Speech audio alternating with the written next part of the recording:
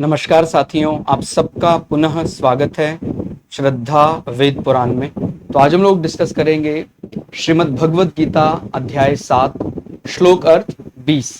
इससे पहले हम लोगों ने अध्याय 1 से 6 तक सभी श्लोक अर्थ सरल हिंदी भाषा में दोनों ही चैनल श्रद्धा एस्ट्रो ज्योतिष, श्रद्धा वेद पुराण में अपलोड कर दिए हैं। आप में से कोई भी व्यक्ति भगवद गीता को सरल हिंदी भाषा में समझना चाहता है, आप हमारे चैनल में आए, जहां आपको 700 के 700 श्लोक अर्थ हिंदी भाषा में मिल जाएंगे। शुरुआत करते हैं आज का श्लोक अर्थ।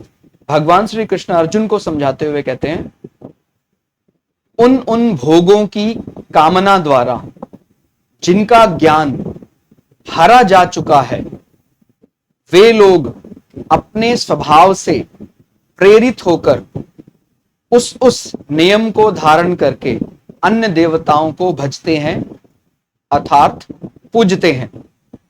तो कहीं ना कहीं 7वें अध्याय का 20वां श्लोक अर्थ उन लोगों को जरूर पढ़ना चाहिए जो अपने माने मुख्य देवता या कहें हमारा जो परम लक्ष्य है परमात्मा, उसको छोड़कर कामना से कोई भोग से प्रभावित होकर अलग देवता की ओर जाते हैं, तो वो असावधानी के कारण भटक सकते हैं।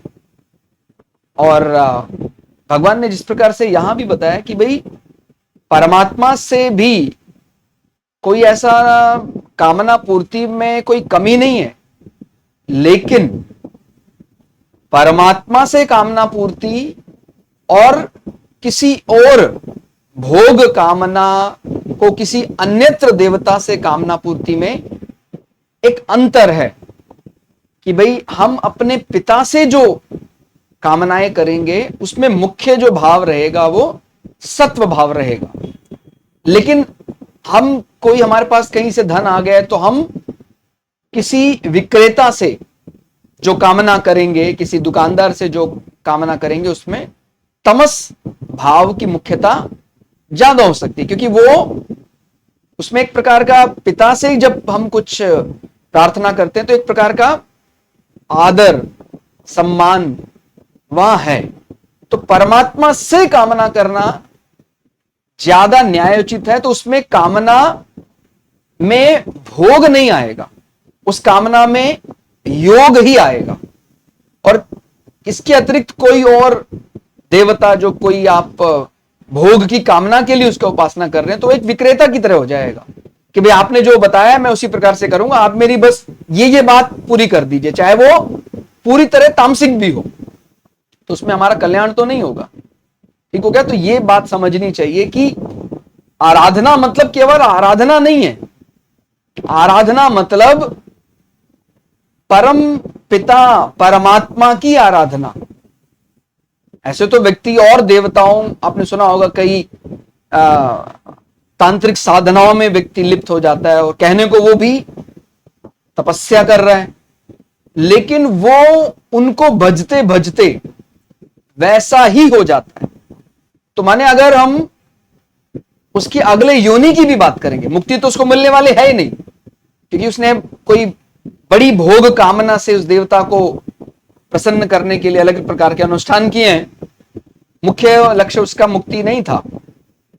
और उसमें भी डर इस बात का रहता है कि जिस देवता को भजते हैं वैसी ही गति हमारी हो सकती है। माने अगर आपने कोई बहुत तामसिक देवता की आराधना की है तो हो सकता है अगली जो हमारा योनि मिले उसमें वैसा ही तमस हमारे जीवन में आ जाए। तो इसलिए हम बहुत सावधानी पूर्वक बढ़ना चाहिए।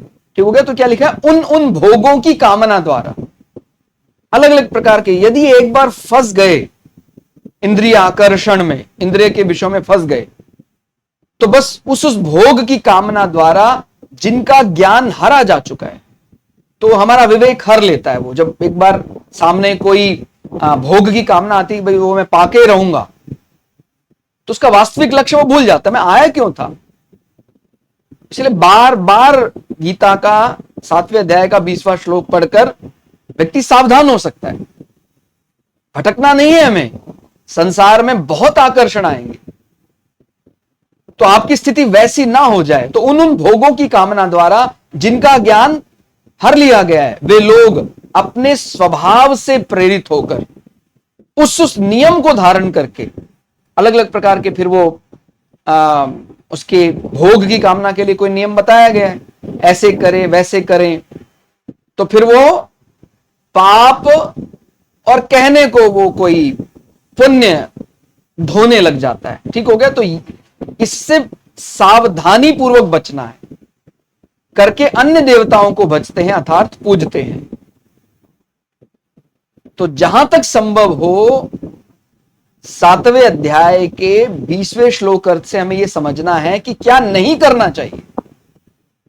थोड़ा और सरल करके यदि समझे, कामना पूर्ति के लिए अनेक उपायों और नियमों को धारण करके मनुष्य अन्य देवता की शरण लेते हैं। अब यहां पर उपाय नियम कोई बुरा नहीं है। यदि आप 6ठे अध्याय में भी देखेंगे तो हम ध्यान योग में भी नियम बनाते हैं और स्थान देखते हैं, तो वहां भी कहीं ना कहीं कुछ उपाय कुछ नियम हैं।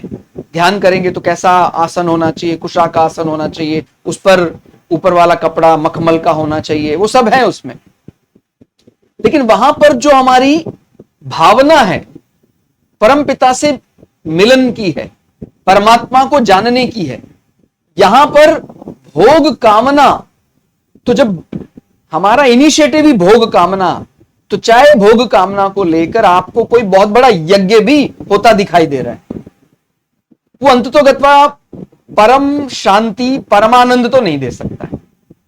ठीक हो गया? तो ये अपने को समझना है, अनेक उपायों और नियमों को धारण करके मनुष्य अन्य देवताओं की शरण लेते हैं, भगवान की शरण नहीं लेते। ठीक हो गया? तो ये ध्यान रखना है, अगर भगवान की शरण ली होती तो हमारी कामनाओं में ये भोग विलास आता ही नहीं। जिस प्रकार एक दुकानदार से मोल भाव करके हम, दुकानदार तो उसको क्या है, उसको तो अपना मूल्य चाहिए, वो आप उसको मूल्य चुकाइए, वो कुछ भी दे देगा, चाहे वो आपके लायक हो या ना हो।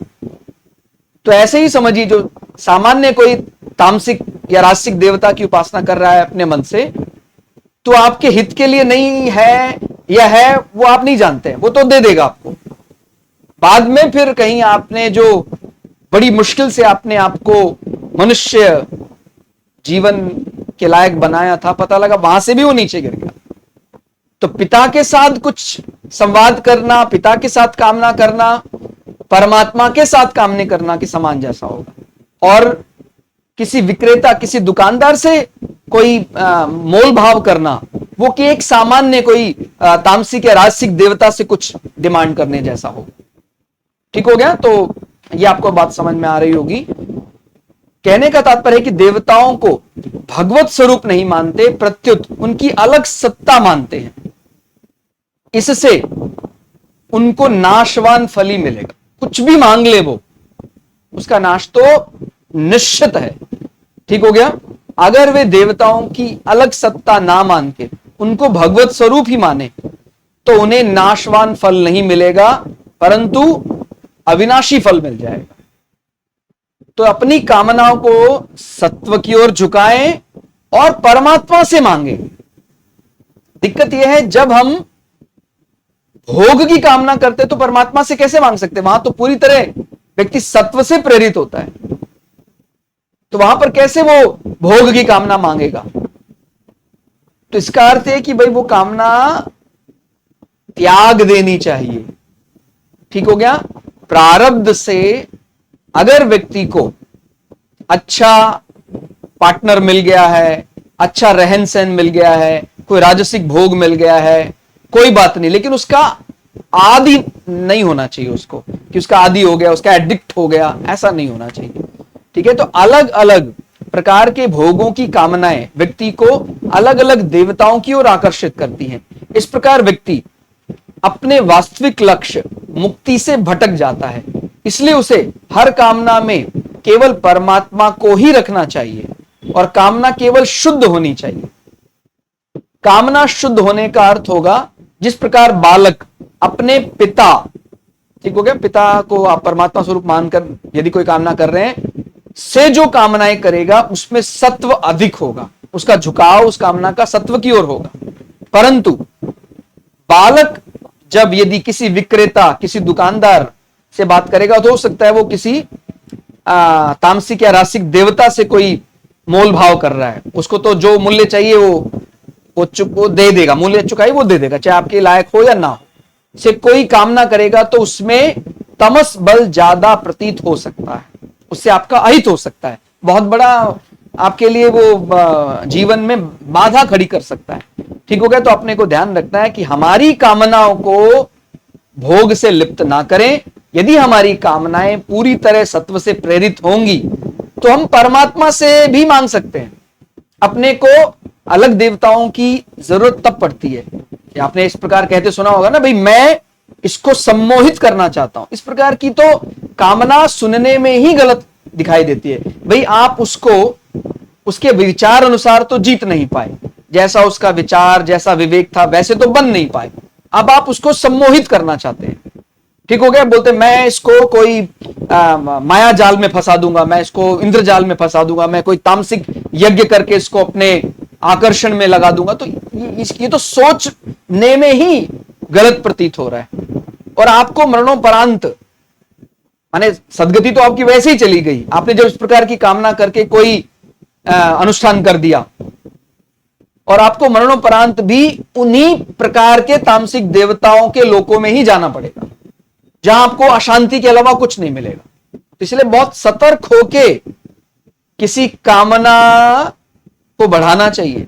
ऐसा नहीं है कुछ भी कामना आएगी तो हम मांगेंगे। कई बार आपने ये वाक्य सुना होगा ना, भाई मेरा दिल बहुत साफ है, मेरा दिल बहुत साफ है, मैं किसी के बुरा नहीं करता हूं, मेरे दिल में जो आता है वो करता हूं। ध्यान रखना है, अगर शास्त्रीय मर्यादा के अनुकूल वो वाक्य नहीं है या वो कर्म नहीं है तो वो कर्म हमें नहीं करना चाहिए। और अगर शास्त्र मर्यादा के अनुसार वो अनुकूल है, सामने वाला अगर ये भी कह रहा है कि नहीं आपको नहीं करना चाहिए, लेकिन शास्त्रीय मर्यादा है जिसमें, तो बिल्कुल वो करना चाहिए। केवल हमारा मित्र नाराज हो जाएगा क्योंकि हम सत्य का साथ दे रहे हैं तो मित्र काहे का? ठीक हो गया? तो ये बात अपने को ध्यान रखना है, शास्त्र सम्मत कार्य करना चाहिए, वो चाहे हमें मन से अच्छा लगे या ना लगे। व्यक्ति की परलोक गति भी उसके द्वारा भजे गए देवताओं के अनुसार ही अच्छी या बुरी होती, इसलिए बहुत सोच समझकर अपने देवताओं का चयन करना चाहिए। और सबसे बड़ी बात है, आप परम पिता परमात्मा एक जो सब में व्याप्त है उसकी आराधना करें। बहुत सेलेक्टिव होने की जरूरत नहीं है, ठीक है? तो यह बात आपको समझ में आ गई होगी कि व्यक्ति फिर अलग अलग देवताओं की ओर जाने लग जाता है। और इसका अर्थ यह है, जब वो बहुत अलग अलग प्रकार के देवताओं की ओर जाने लग जाएगा, अब उसको मुक्ति से तो वो दूर हो गया, उसको मुक्ति के लिए अब काफी संघर्ष करना पड़ेगा।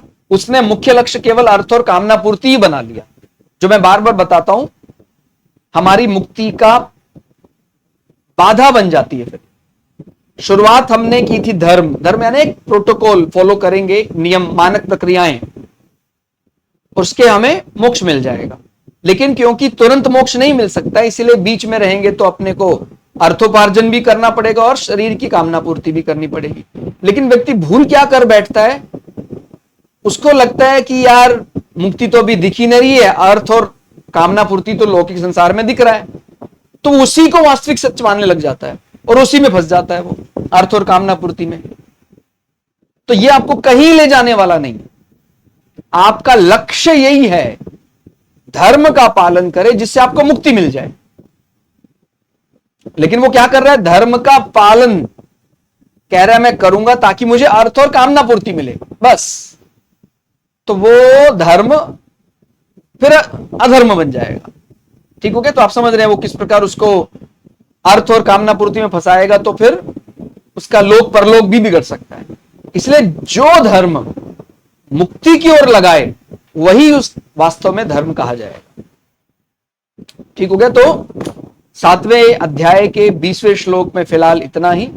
श्लोक अर्थ आपको कैसा लगा कमेंट करके जरूर बताइएगा। मिलते हैं अगली वीडियो में, तब तक के लिए जय श्री भगु पराशरा, जय श्री शुक्राचार्य। नमस्कार।